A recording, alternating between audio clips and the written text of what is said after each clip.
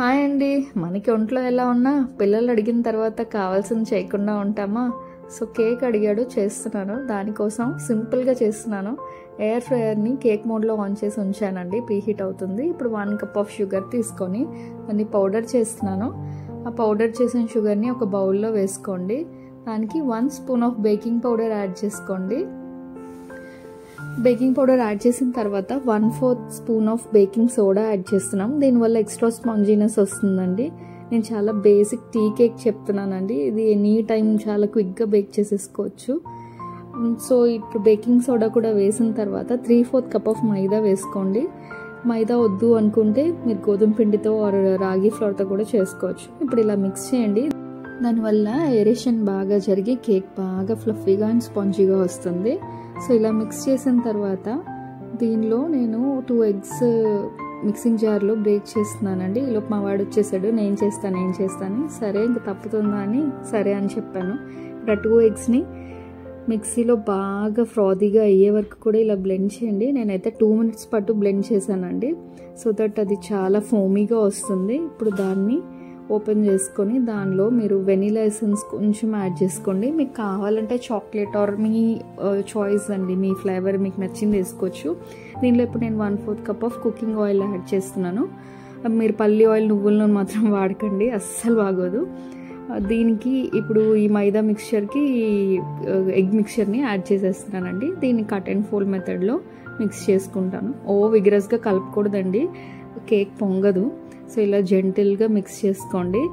And మీకు cake డ్రైగా కావాలి అనుకుంటే ఈ పాయింట్లోనే మీరు దాన్ని కేక్ టిన్లోకి వేసేసుకొని మీరు బేక్ చేసేసుకోవచ్చు. కానీ నాకు మాయిస్ట్గా స్పాంజీగా కావాలి కాబట్టి కొంచెం పాలు ఇస్తున్నాను. 1/4 కప్ ఆఫ్ మిల్క్ యాడ్ చేసుకుంటే సరిపోతుంది. సేమ్ ఇందాకట్లాగే జెంటిల్గా మిక్స్ చేసేసుకోండి. ఇప్పుడు చూసారా ఏరేషన్ ఎంత బాగా అవుతుందో. సో కేక్ అంతా బాగా వస్తుందన్నమాట. సో దీన్ని ఇప్పుడు పక్కన పెట్టుకుంటున్నాను. ఇప్పుడు కేక్ టిన్ని తీసుకొని దాన్ని గ్రీస్ చేసుకోండి ఆయిల్తో.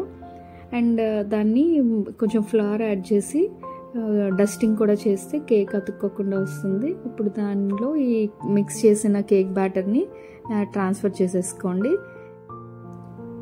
ఇప్పుడు మన కేక్ బేక్ చేసుకోవడానికి రెడీగా ఉందండి.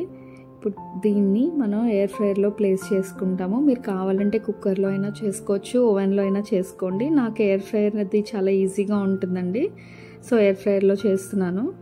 అండ్ ఇలా కేక్ టిన్లోకి అంతా వేసేసుకున్న తర్వాత దాన్ని ఒక 2 టైమ్స్ ఇట్లా డ్యాప్ చేద్దాము. సో దట్ ఏమన్నా పెద్ద పెద్ద ఎయిర్ బబుల్స్ ఉంటే అవి ఇదైపోతాయి. సో నేను ఆల్రెడీ కేక్ని బేక్ చేసిన తర్వాత 20 మినిట్స్ పాటు అది తీసి బయటికి కేక్ టిన్ని ఇలా నైఫ్ రన్ చేస్తున్నానండి ఎడ్జెస్లో. సో దట్ అది ఈజీగా రావడానికి కోసం. అండ్ కొంచెం సేపు దాన్ని కూల్ అవ్వడానికి ఎలో చేస్తే కనుక ఈజీగా వచ్చేస్తుందండి. కానీ మా వాడు ఆగలేదు, ఆ వేడి మీదే తీసేద్దామని చెప్పి బయలుదేరాడు. నేను తీస్తా అని చెప్పి సరే కానివ్వు అని చెప్పి వదిలేసానండి. సో తన ప్రయోగం తను చేశాడు. సో చూసారా అక్కడ పొగలు కూడా వస్తున్నాయి. కేక్ అసలు కూల్ కూడా అవనివ్వలేదండి. తనకి ఎంత ఇష్టం, స్వీట్స్ ఏమీ తినడు, ఇది ఒక్కటే తింటాడండి. ఈ ఒక్క కేక్, అది కూడా నేను చేయాలి, అప్పుడే తింటాడు. సో ఇలా కేక్ అయితే రెడీ అయిపోయింది. చూసారు కదండి, చాలా టేస్టీగా, ఫ్లఫీగా అండ్ స్పాంజీగా వచ్చిందండి. మా వాడైతే ఫుల్ హ్యాపీ. మీరు కూడా ట్రై చేయండి.